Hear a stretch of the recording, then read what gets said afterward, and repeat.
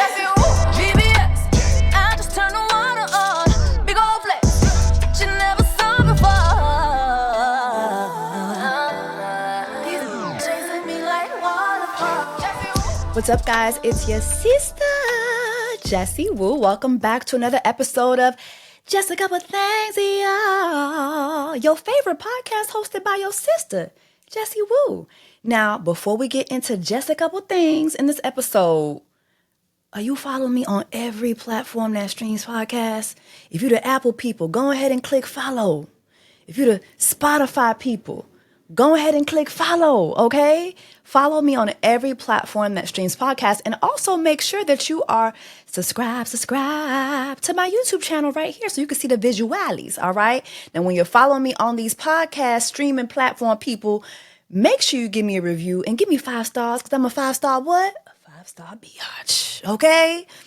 All right, y'all, so before we get into just a couple things, y'all, this episode, quick mental health check-in. How are you doing, sister? How are you, my friend?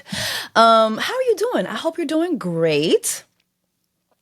I hope that this week wasn't too hard on you. And I hope that this weekend brings you relaxation, recharge, joy. All right? The summer is wrapping up. And is it me, or if you live in Atlanta, we didn't get much of a summer.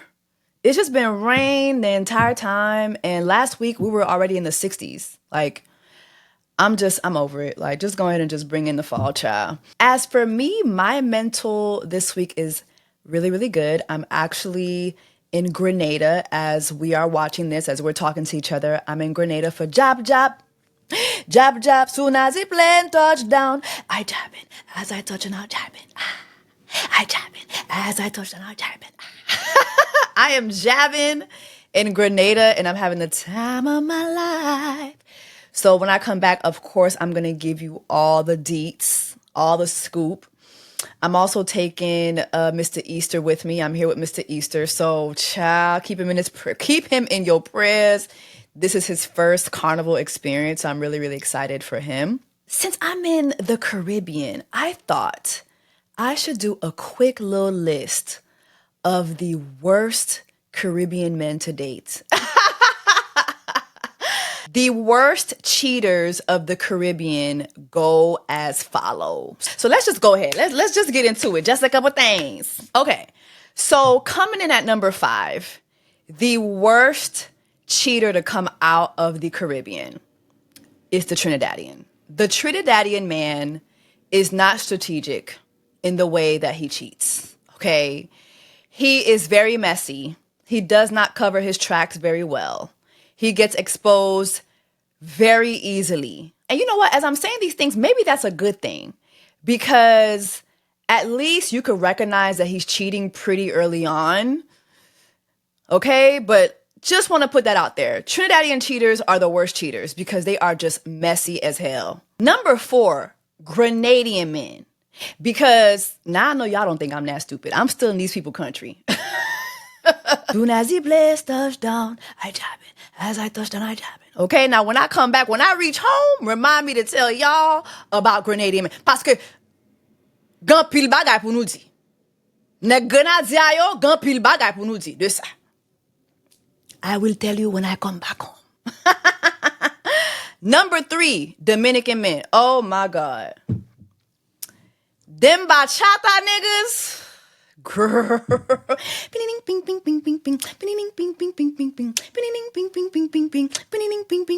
hopping niggas.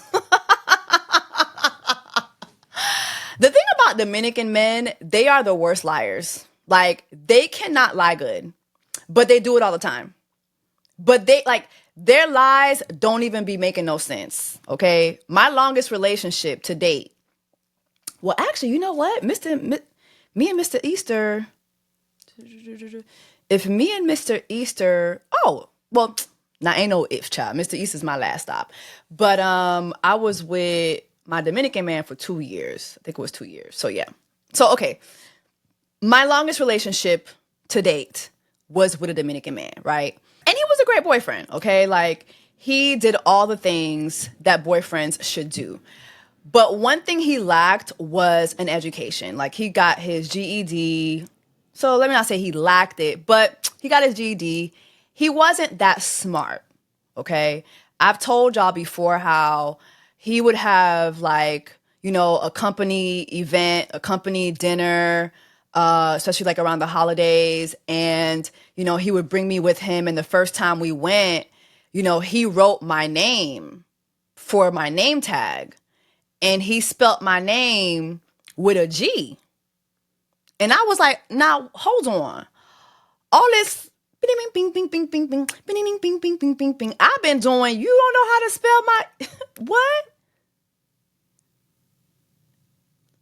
And he didn't even give me like the Hispanic spelling. You know, the Hispanics, they gonna put Jessica. They gonna give me a Y. At least do that. No, he spelled it with a G. I was like, what the fuck? Then the next year when I came back, the C in my name was a K instead. I said, all right, see, this ain't it. Like, see, this motherfucker here just, okay? But towards the end of our relationship, things kind of started unraveling a little bit. Like, and he suddenly wanted to go back to school to learn more. And so he was taking these night classes. And so I was like, okay, at the time I was like, all right, cool, King, go ahead and get your education. You know, I wanted him to do better for himself. But he was taking these night classes, but the reading comprehension was not enhancing. You know what I'm saying? I'm very observant. So I was like, what the fuck is going on? So I just felt like things was just not right. I felt in I don't know if it was my spirit guides. I don't know if it was my ancestors, but something in my spirit said, Jessica, let that nigga go. Let that nigga go. Quitte nèg ça le fait woutli, okay? Di nèg la bye-bye. So I followed my ancestors' instructions and I let him go. Girl, why within a couple months, he was moved in with the next bitch. So the next bitch was his night classes.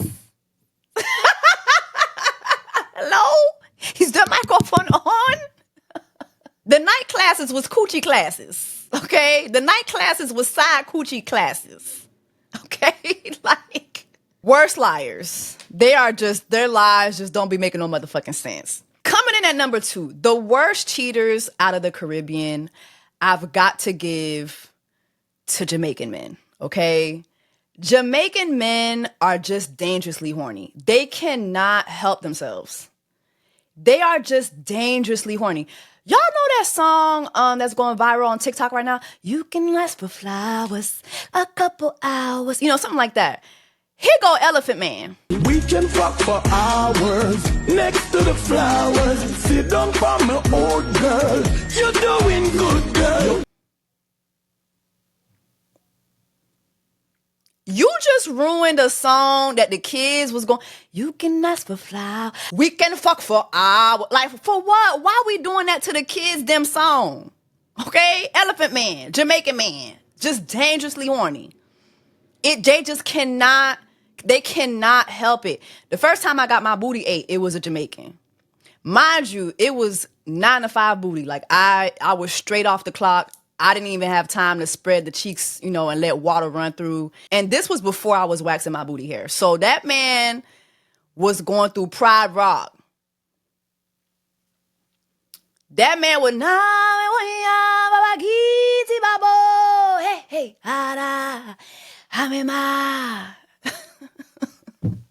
from the day we arrived on the planet. That motherfucker was going through the jungle to get to my booty hole. And he didn't care because he was dangerously horny. Didn't complain or nothing. I was like, all right, cool. Dangerously horny. All right. The worst cheaters to come out of the Caribbean. You know I got to give it to my people. You know I got to give it to Haitian men. Hello? The king of side families. The kings of side families. I have to give it to Haitian men. Okay? Worst cheaters. Just the worst. Okay? And mind you, the side family sometimes is family. Like, this is me divulging family secrets, child. But, you know, my uncle dead now, so I can talk about it. But That is so fucked up. I'm sorry. I'm sorry, Unc. But I had an uncle who the side family was the sister. Like, dead ass. Like, they just do, like, it's reckless. It is just so reckless with Haitian men. Like, it is reckless. They don't care. They have no boundaries. Haitian men will run through you, your mama, and your cousin too. It's no matter. It's no matter. They gonna run through everybody. Okay? But one thing they gonna do, they gonna make sure they provide for everybody. Everybody gonna have their school supplies. Tout moun pa gen uniform yo. Everybody gonna have their school uniform. Everybody bills gonna be, like, the bills gonna be intact. Don't worry about that. Don't worry about that. Tijan gonna make sure that all the side family straight. Okay? So that's one thing I can say about Haitian men. They gonna cheat. But they gonna cheat good, they gonna provide well, and everybody gonna be well taken care of. Drop down in the comments and let me know if I got the worst cheaters out of the Caribbean list correct. If you wanna add to that, please, when you leaving me a review, let me know which country in the Caribbean you wanna add to the list. Okay, so we're doing things a little bit different for this episode, especially since I'm gone. It's going to be a lot of current events that I'm going to miss. So I actually just want to focus on a topic. So there is this trend on TikTok right now called I'll Call You Back, My Plug Calling. And at first I was seeing it a lot with like African folks, you know, the Nigerians, the Ghanaians, the Kenyans, the Congo folks, you know, they were coming in and they were doing it. And, you know, a lot of them were using like their parents, and it was funny. Like, it was funny. And then, yeah, I would see other folks doing it, like, you know, Americans, well, I haven't seen no white folks do it, but I've seen, like, you know, folks across the diaspora do it, and it was funny. And then Haitians started doing it, and things got dark immediately, because Haitians started focusing on their moms. So how the challenge works is you hear the song, I'll Call You Back, My Plug Calling, and then folks will play like a voicemail or a voice note from someone, you know? So like I've seen folks do, I'll Call You Back, My Plug Calling, and then you have their daughter leaving them, you know, a voicemail, their toddler daughter or their granny, right? But with the Haitians, they started focusing on Haitian mothers. And it got so dark so quick. I'm going to go ahead and play a couple of these TikToks for you. And, you know, I know a lot of you guys do not speak Creole, so I will be translating it. But before I play it, it just had me thinking about the times when, you know, I've shared like, you know, my dynamic growing up with my mother, and the fact that I've always felt that my mother didn't like me, right? Like, I know my mother loves me, but I've always felt she didn't like me. And sometimes I'm a little like thrown off by the reception of how I've talked about like my mother-daughter relationship versus how I've talked about my mother-father relationship. When I've talked about, you know, not having my father in my life and the fact that, you know, my father did battle with drug addiction, and, you know, I've called my daddy a crackhead, ex-crackhead, you know, I've had my dark humor, but I've always tried to communicate that because, number one, I don't want nobody telling my tea for me. Like, I know my tea. And I knew folks in my community a lot of times, especially folks who weren't a fan of my content, they would be ready to throw jabs at me for certain, you know, with certain things. I was never going to allow it to be like family. You know what I mean? Like, I've already talked about this, so there's no tea. You know what I mean? But also, I think I've shared my dynamic with my father, who is very smart, has several degrees, including master's degrees, like is very well spoken, was preaching, okay? Was preaching in a ministry led by my grandmother, and that's where he and my mother met. And it was a big ministry. But I've shared that because I wanted folks to understand that like drug addiction doesn't have a face. And especially when you talk about like the Haitian culture, like drugs is a forbidden thing. Like it's a forbidden, you're not supposed to do drugs anywhere, right? But like even weed, like if you tell your Haitian parent that you're smoking weed, oh, una crack. You know what I mean? Now, una crack, you're a crackhead, right? Mind you, it's just a little weed. You know what I mean? Like that is the optics of drug use in the Haitian community. It's just, no, it's a huge no-no. And so having a father who's well-rounded but still fell victim to drug use, it just speaks volumes of how strong addictions to drugs can be. But anyway, whenever I've talked about my father, I've, found so many, yes, yeah, girl, me too, But the moment I would talk about having a dynamic with my mother where I felt that my mother didn't like me, not that she didn't love me, that she didn't like me. Yes, I found people who have, touched and agreed with me. A lot of them would be like in the shadows, sending me inboxes and DMs like, oh girl, I'm so happy you're talking about this. You know what I mean? But for the most part, it's, oh my God, like, why would you say that about your mother? Your mother, you know what I mean? Mothers are revered in a way that fathers are not. And I understand that. Like, I understand that. Mothers are literally our lifeline. Mothers are how we enter into the world. Okay? Mothers are usually our primary and a lot of times our only parent. So they have to be a mother and a father. Like, I understand the respect that is owed to mothers. However, that doesn't negate the fact that some of us have had very negative experiences with our mothers, very traumatic experiences with our mothers. And when I watched this trend, for the first time, I saw it online and said, wow, all of y'all went through this. Well, let me not say all, but most of y'all went through this. The despise that Haitian mothers have for their daughters runs so deep that I don't even know if it's something that can be effectively tackled. That's how deep it is in our culture. Mothers really do not like their daughters. It is a thing. And in the Haitian culture, I think that a lot of that has to do with the misogyny that is engraved into Haitians.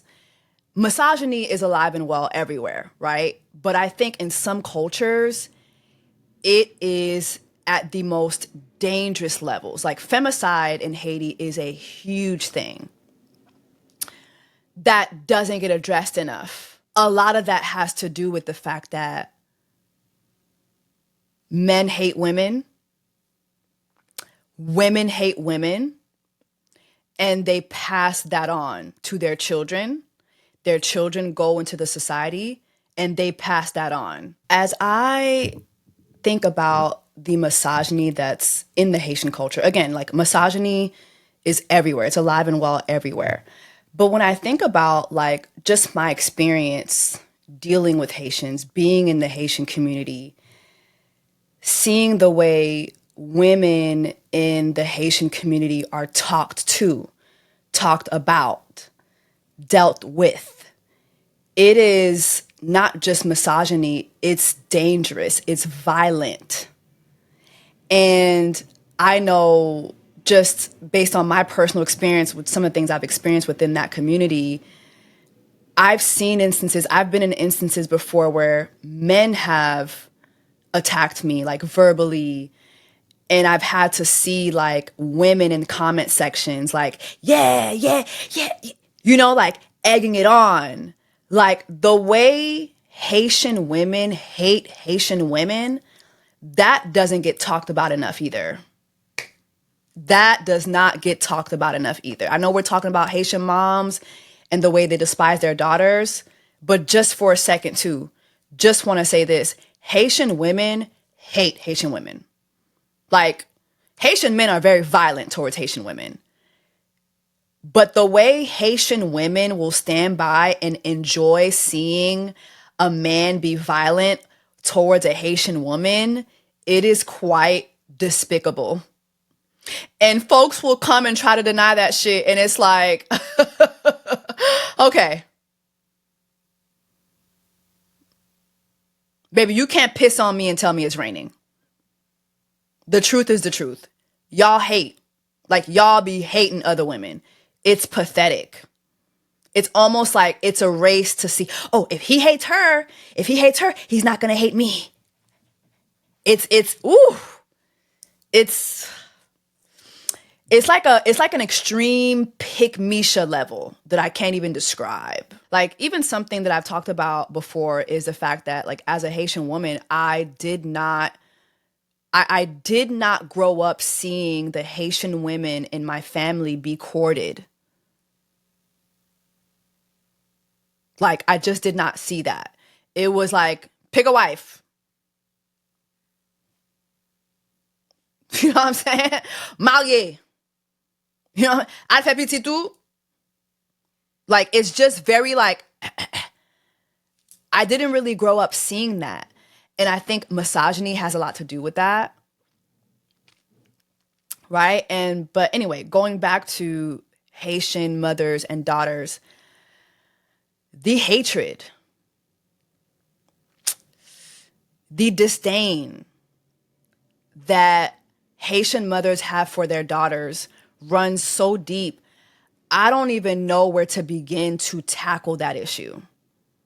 It is a deep-rooted issue that is going to take a lot of work, generational work, that I don't know if Haitians are really willing to partake in.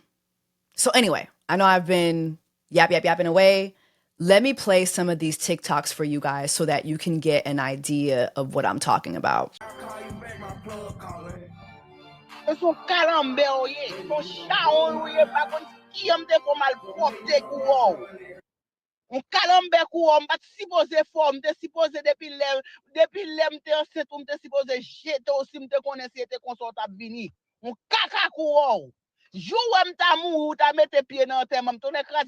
So let me translate. Basically, this young lady who posted this, she stayed out late. And that's kind of like that's mostly the scenario that a lot of the Haitian TikTokers who are doing this challenge are presenting. I stayed out late. My mother called me. She left me this voice note. And so in this voice note, you can hear her mother saying that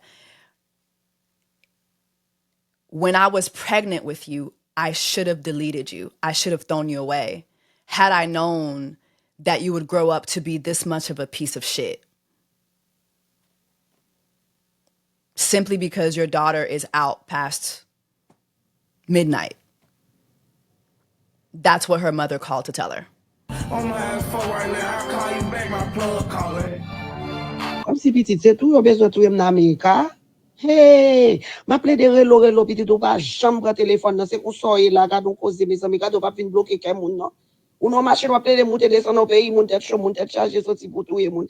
Problème à gauche, problème à droite, pas comme ça pour faire garder rester là. Puis quoi le préparer profil pour aller souer puis s'entendre des problème non comme moun puis dans des petites make sure vite là ka entendre. Pas faire bouche moins long là ka de cracher pas quitter sèche. So there is a huge difference between the mothers leaving messages for their sons versus the messages that they're leaving for their daughters. So what I just played for you guys was obviously it's a son and his mother is leaving a message for him and she's like, you know, like she's just like, yo, you're outside, like I ain't got no time for no foolery. I need you to come home right now. I don't need you to drink nothing that's gonna make you lose your mind or lose your sobriety. Like I need you to hurry up and come. It's trouble outside. It's trouble to the left. It's trouble to the right. Problème à gauche, problème à droite. Come home, right? And nowhere in this message, although she's a little hostile, but you can understand, like, she's worried. He's out late. She never says anything to degrade him. She never says anything to belittle him. Even though her delivery may be a little harsh, her message is, come home, son. That is her message. Come home, son. Let me play another one.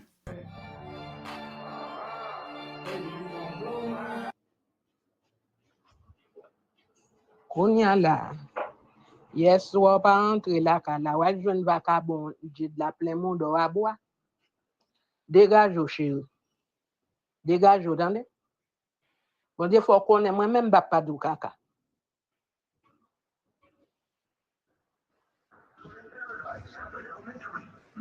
Bon Dieu, fait qu'on ait moi-même me bourri, me koumrete m'voye pied. Koumrete m'gon gede boise qui monte moi-même me caca seulement m'dati. Celle ça me faut qu'on ait. This mother basically called her daughter a whore. Wal chache plein moun do a boire. Wal plein moun do a boire. Basically, she's telling her, so you went to go fill your ass up with dick? I guess that's what you're doing tonight. C'est ça m'ka dou, son bourrique mwen Bon Dieu, for moi-même, mwen pas du caca. So she's letting her know, like, you know how my tongue is. C'est bourrique mwen comme rete m'voye pied. She's threatening her, like, to put hands and feet on her. Let's play another one.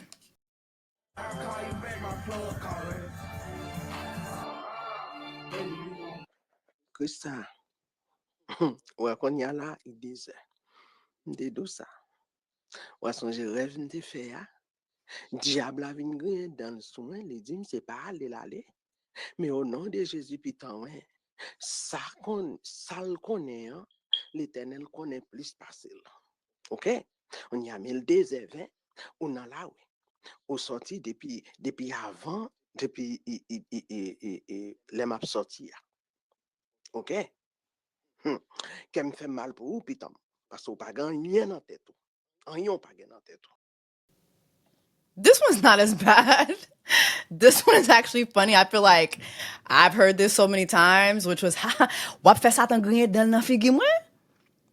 Qu'on a c'est 2 heures du matin. Soit c'est 2 heures du matin, li est là, ou nan la rue. Li 2 heures du matin, ou nan la rue. She's basically saying, it's 2 o'clock in the morning, you outside. Ain't nothing open but legs and 7-Eleven. And that is not the work of the Lord. You know, that's basically the gist of what her mom is saying. It's not bad. It's not bad at all. I feel like that's most mothers, Haitian or not, it's most mothers. Let's go to another one. That's the last time I'm going to call you when you go out, okay? Maman, dis pas yes. C'est la dernière fois où tu rentres à l'école de la caille. Ni Sarah, ni Mélissa, moi, qui guide la vous là, ma foi, elle était dans la caille. Maman, dis pas yes, okay? I'm gonna let my foot away jump yo te mette Melissa de yo ma foot de yo pi mal que ta maman chienne. On si fou yo pa ka driver pour ça chaque jour pas fucking rentrer la caille wa 3 4 du matin. Maman chienne. She called her a drivailleuse. Basically, all you do is lay around in the streets, and I'm going to put you out the same way your friend got put out. Mama chienne. She called her a bitch. Like, next one. Hey, Carl, on va mettre oublier tout. Hey, petite bonne nouvelle là. Bonne nouvelle pour le coup. J'aime connaître pour le coup de vous mettre pantalon, il va jamais manger bien. Qu'on a comme conforté. Pour manger pour le coup bien qu'on a. Hein, bon zin. J'aimerais bon ça. Bonne nouvelle pour le coup. Là, on mettez caleçon, ou pas jamais manger bien tout fond bord, et finir par long bord dans ce là. Bonne nouvelle là. Vous voyez comment bah là, on a Sylvine qui gros. Ah bon, bah, vous dites, bah, aider si ton voyez, toi, si ton voyez capri, bon, moi. Hein, est-ce que vous rangez qu'on n'a pas de monde qui observe la là? Vous pas dire, quand est-ce qu'il range, que non, c'est là, c'est l'autre bon. Femme, on a mesdames, vous savez, car vous va faire quoi, vous bien car oui. Vous allez bien car en Angelo. Non, non, parce que dans Miami, il pas me dire, il y a mes messieurs qui ont gros matériel. Hein, on va dire que c'est plus gros avec son ranger, sous mettre slip serré, par rapport avec slip d'acheter pour vous, acheter l'autre slip, faire me connaître. Ah, va aider ça ton way. So obviously this is a Haitian son, and his mom is leaving him a message talking about Kuna se slip se ou mette, est-ce qu'on range ti koulou kou na slip ou? You know, she's asking about his balls, saying that he saying that growing up he was never able to adjust his briefs in a way that his balls fit, and now she's asking like about his balls. It's ridiculous, but it just shows you the difference in communication between Haitian moms and their sons. Like just the kiki, like she's kikiing about him having a makluklu, which is like basically like having uneven balls, child. It's the stark difference is extreme, but I think you guys get the gist of it. Alors, c'est mamie, t'as checké comment y ok? Qui sont tout le monde y Gigi, c'est tout le monde m'a demandé, ok? Vous souhaitez bon Dieu faire grâce ou faire mieux ou pas de douleur que bon Dieu bénisse. Ok, bye bye. So that's a Haitian son, and that's his mom literally saying, hey, just checking up on you. I hope that God is watching over you. I hope that everybody's okay. I love you. Always praying for you. The difference in the communication that Haitian moms have with their sons versus their daughters is ridiculous. Like, it is ridiculous. Ridiculous. Here's another one from another Haitian daughter. On my phone right now, I'll call you back, my plug calling. Donc, m'excuse, chérie. Maman pas pour François encore et maman pas parler bagay ça ensemble avant parce que tout le monde grand monde ou la caille ou paye bilo rentrer love sortir love comment me fait te kafourer dans kakam nan m'te kal nan parler bagay ça avant c'est pas menti ou gen raison merci en pile mando pardon pas faire ça encore et les jours t'attendais m'ta dit on gens de bagay comme ça rallon plot craché la gen nan figure femme saute là, femme qui pas éclairée pas attendez chérie. Merci un peu, oui. Merci un peu. God bless you. Thank you so much. I mean, this is such a nasty message, but basically it sounds like her daughter set a boundary. And so she called and she's like, you know what? You're right. You're right. Who am I? I ain't nothing. The next time that I say something that offends you, spit in my face. Spit in my face, because I ain't shit. I ain't nothing. I'm just a piece of shit. Basically, like insulting her in a very passive aggressive type of way. Like the communication that Haitian mothers have with their sons versus their daughters is so different. I've been telling y'all for years. Haitian mothers and their sons, my son, I'm praying for you. I love you. It's your mother. I love you. God loves you. My daughter, maman chawon, bousin sale, ti kaka. Lem te enceinte d'avant, faut me jeter ou. Like, it's just disgusting. It is disgusting. And I don't know where to even begin addressing that. Like, obviously, again, it's misogyny, but it's even deeper than that. It's like, I don't know if it's a jealousy. I don't know if it's a hatred. I don't know what it is. Recently, we saw how Jackie and her daughter Chantel on Basketball Wives, we saw how Jackie gave her daughter the Jet 2 holiday. Darling, hold my hand. We saw that. Chantel recently sat down and talked to Carlos King about her dynamic with her mother, and she said something that really like struck a deep chord with me. Will she call you out your name? Plenty of times. The B word? Absolutely. Okay. Like you tell me at 12 years old to my face, I hate you, verbatim. That is a moment I will never forget. Why did she say that? We were just in the middle of one of our many heated arguments, disputes about whatever it may have been. And it just got to a point where she was like, I hate you. And I think that out of all of her kids, out of all three of us, I'm the most outspoken. When I watched this interview and I heard Chantel say this,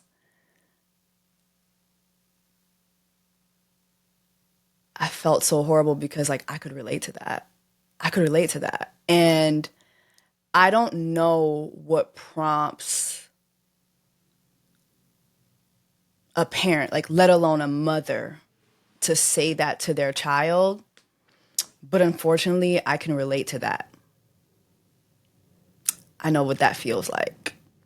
And you know, there's things that happen in life, and people will say things like, oh, you know, time heals wounds. I'm here to tell you, time doesn't. As a matter of fact, I really think that time has made me even more angry at certain things that I experienced when I was a child. Because with time comes more understanding, with time comes more knowledge, with time comes more wisdom, supposedly. And knowing that I experienced certain things angers me. And that was one of those things. And hearing Chantel say that, and then hearing Haitian TikTok with all those voicemails. I mean, there were voicemails when mothers told their daughters they hated them. I played you one where a mother told her daughter, I should have aborted you. I just don't understand that. Like, I don't understand that. And as someone who doesn't have children yet, I live in fear that one day I might turn around and do that to my child. I don't want to, but I've seen many people do it. I've experienced it. That is something I would never want my child to experience. I grew up with a very religious upbringing. You know, I was in church all the time. And, you know, my life was just immersed in church. Like it was to the point where there were times when I was just like, Lord, like, how many times do we got to go to the Lord's house? You know, like, is hell really that hot? Does hell have fans? Where them fans at? You know, if it's fans down there, I might could make it through. I might could make it through. Okay. And as I was thinking about this topic, I thought about, what does the Bible say about daughters? Like, what does the Bible say about daughters? And, you know, daughters, the word daughter comes up a lot in the Bible. But I found this one verse in the Bible, and it is in Psalm 144, verse 12. It says, then our sons in their youth will be like well-nurtured plants, and our daughters will be like pillars carved to adorn a palace. And that verse really just stuck out to me out of all the verses that I read about daughters. And, you know, I know what pillars are architecturally, right? Pillars are architecturally there to help hold a building or a monument or, you know, a place together. But then I looked into the biblical sense of a pillar. Biblically, a pillar symbolizes strength, support, stability.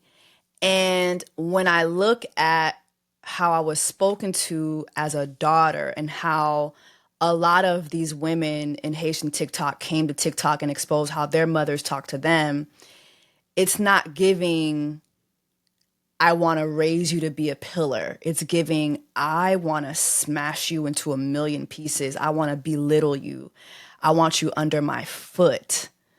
And I just don't understand that, how you can have a daughter and speak to her in a way that doesn't give her strength, to speak to her in a way where you're not supportive, speaking to her in a way where she can't seek stability from you as her mother. I just don't understand that, how you birth someone and that's how you speak to them. You know, oftentimes religious mothers, not just Haitian mothers, but religious mothers will quote Ephesians 6, children obey your parents, and God will grant you a long life. I'm paraphrasing, but they always forget to quote the next verse that talks about how parents shouldn't provoke their children. Actually, let me pull that up. Hold on. Ephesians 6, verse 1. It says, children, obey your parents in the Lord, for this is right. Honor thy father and mother, which is the first commandment with promise, that it may be well with thee, and thou mayest live long on earth. And ye fathers, provoke not your children to wrath, but bring them up in the nurture and admonition of the Lord. Admonition meaning counsel. And I think that a lot of religious parents do not like to talk about that verse. It tells the fathers, not to provoke their children. And maybe that's why a lot of mothers especially ignore that verse, because they're like, oh, well, it doesn't say anything to the mothers. It says it to the fathers. It's like, no. A lot of y'all, unfortunately, have had to be both mother and father. And so I get the frustration. I get the anger. I get it. But still, the word is still the word. And the word tells you not to provoke your children. But according to TikTok, Haitian mothers don't give a damn about that part of the word. They do not care. And they're doing way more than provoking their children. You're attacking your child. You're belittling your child. You are emotionally abusing your child. And that is what I experienced as a child. And in my adulthood, I think that I've had a lot of resurfaced emotions that I have just had to just make peace with, because I just know that what I experience is what I experience. There's no erasing that. There's just no erasing that. And anytime that I have voiced, even recently, anytime that I have voiced that, I have to be shamed for it. I have to be, well, you did this and you did that. And it's like,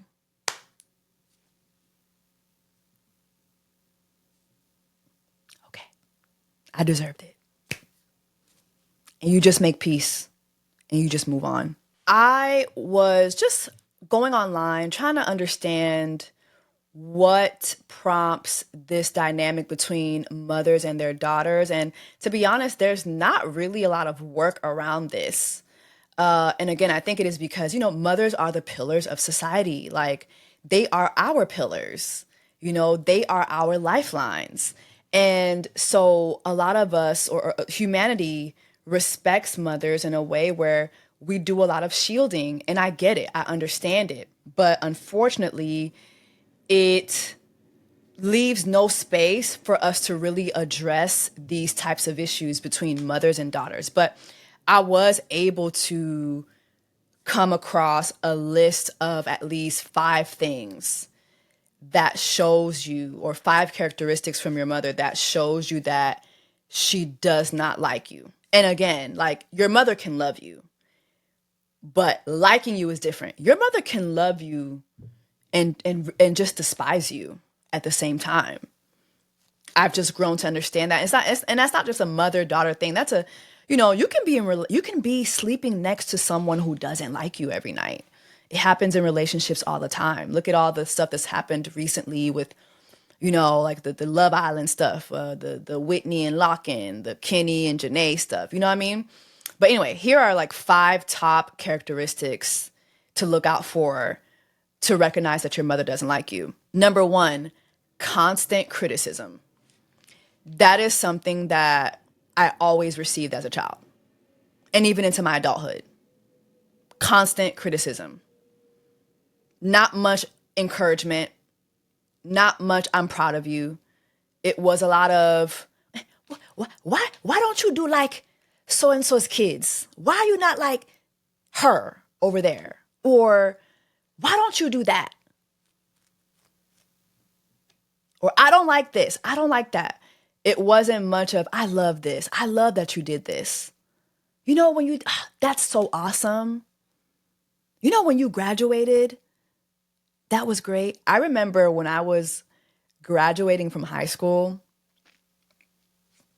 around that time, my stepfather's cousin, his cousin's wife, and their 3 kids were living with us. Mind you, it was my mother, my stepfather, and all my siblings and me.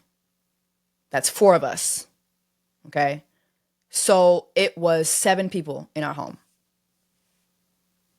I'm sorry. Actually, no. It was 9 people in our home. No. Child, is my math off? I'm sorry. It was 6 of us, 5 of them, 11 people. I'm so sorry. 11 people in our home. And when I look back at that time in my life, I feel really bad for my mother because my mother bore the brunt of a lot of the finances in the home. She remarried, and my stepfather did not bring much financially to the table. And not only didn't he bring much financially to the table, he would bring a lot of guests to the table.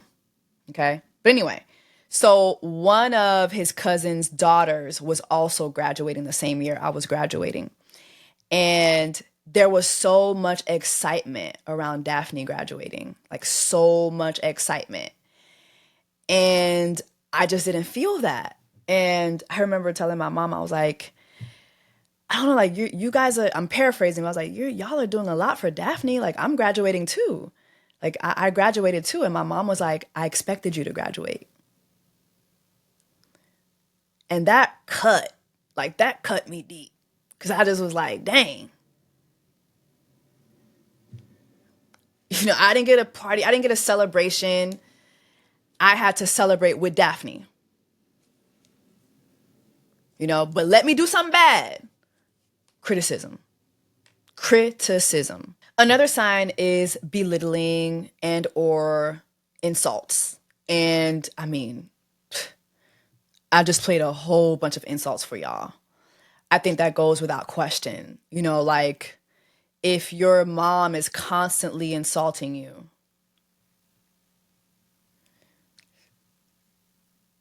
and sometimes it's even like the backhanded compliments. That wasn't something I would get from my mom. My mom was not a backhanded complimenter, but I've seen a lot of my other friends go through that with their moms, like the backhanded compliments.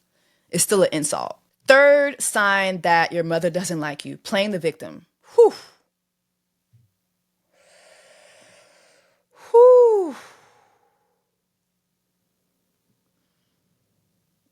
When everything is surrounded around your mother's feelings, like even if she does something bad to you, somehow she's the victim. Somehow she is the one that experienced the hurt.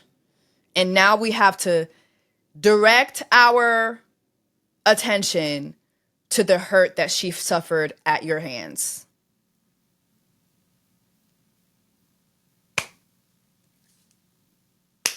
Okay? One thing that Haitian moms love to do is they'll say something like, "Eh ben, vin bat moi," which translates into English, "Come beat me up then." And that usually happens when they're in the middle of beating you and you defend yourself and they stop. "Eh ben, vin bat moi." Like, vin bat moi. What bat moi kunya? Like, it's you gonna beat me up now? You're beating me. That's one of the like main instances I can think of, like Haitian moms playing the victim. Drop that in the comments. Let me know if you've experienced that. Lack of empathy. I mean, my God. That is not something I experienced.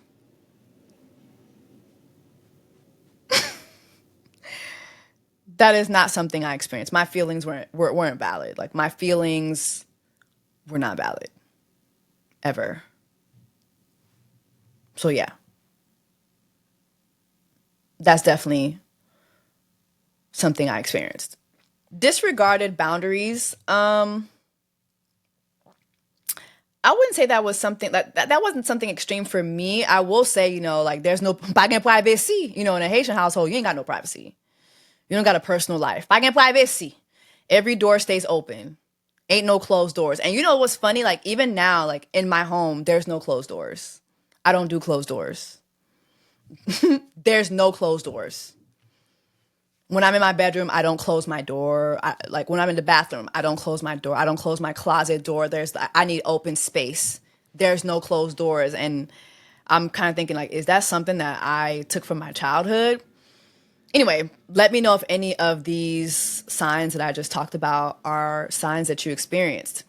I want to close this out by saying this. Like I said before, and I've said many times, I know my mother loves me. Like, I know my mother loves me.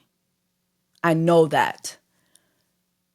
But I've always known that my mother didn't like me. My mother growing up took very good care of her children. You know, my mother was my mother and my father.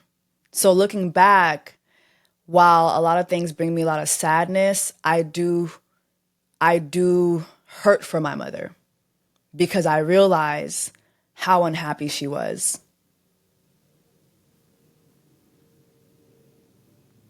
She had to carry 4 kids on her back by herself with a husband at home.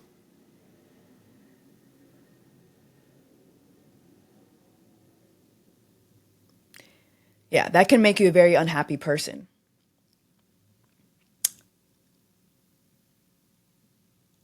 But while I have understanding for that and I have grace for that, it still doesn't change my experience.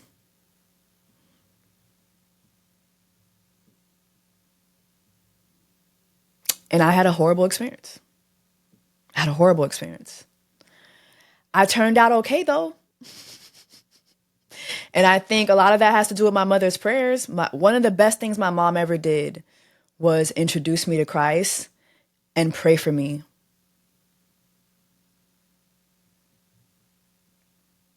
Stay near the cross for me. And I'll always be thankful to my mom for that. That while she may have not had her strengths in certain situations, in certain places, she was definitely a praying mother. And I think that, and I know that a lot of the things that I'm experiencing today, it is because of my mother's prayers.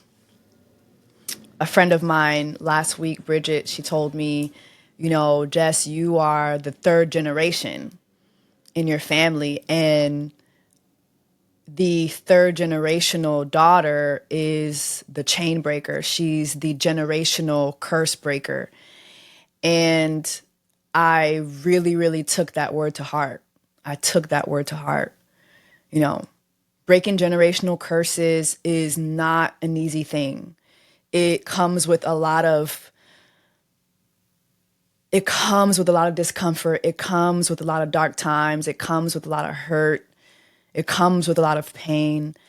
But I know that there's so much joy on the other side. And although, yes, I've experienced a lot of lows, I've experienced a lot of highs. And I think that I'm able to take in my highs because of the lows that I've experienced. I know my mother loves me. Like, I know my mother loves me. I know that. But I've always known that my mother didn't like me. And sharing that is not to, like, disrespect my mother. It's not to destroy my mother. It's not to, like, belittle my mother. I think for me, sharing this is, I share that because it is a problem that is deep rooted. And unfortunately, I know I'm not the only person that has gone through that. I know a lot of us have gone through that. And I think I am on a journey to figure out, like, how to heal from that. Especially because I want to become a mother one day and I don't want to pass that on to my children. I don't want my future kids to ever feel what I felt. And listening to those TikToks, it really brought those feelings back up for me. There's a lot of healing that we have to do, but I honestly don't even know where to begin. I used to talk to my therapist about this, and I haven't done therapy in a minute because I just felt like it just wasn't working for me when I would talk about this, simply because my feelings are never going to change around this. Like, I will never not feel that my mother doesn't like me. It doesn't matter what she does. And I think that that's something that I have to make peace with. But I want to do the work that will make it a guarantee that I don't pass that on to my children.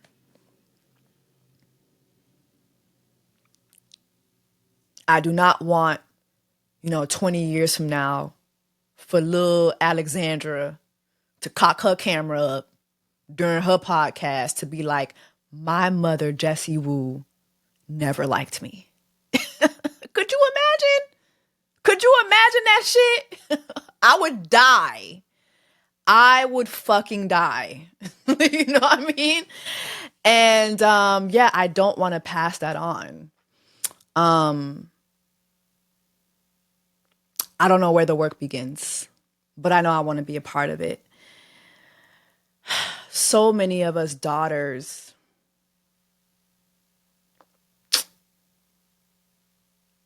missed out on certain experiences with our mothers, and we don't want our daughters to have those experiences. Our daughters and our sons, my son. We don't want to pass that on. And so what does that work look like? I don't know. I just know I want to be a part of it. Anyway, that's it for today. I'll leave you with this. I love my mom. So I don't want people to listen to this. Oh my gosh, she hates her mom. I love my mother. I love my mom. But I have made peace with the fact that there are just certain traumas that I'm just going to have to work on my own and make peace with on my own.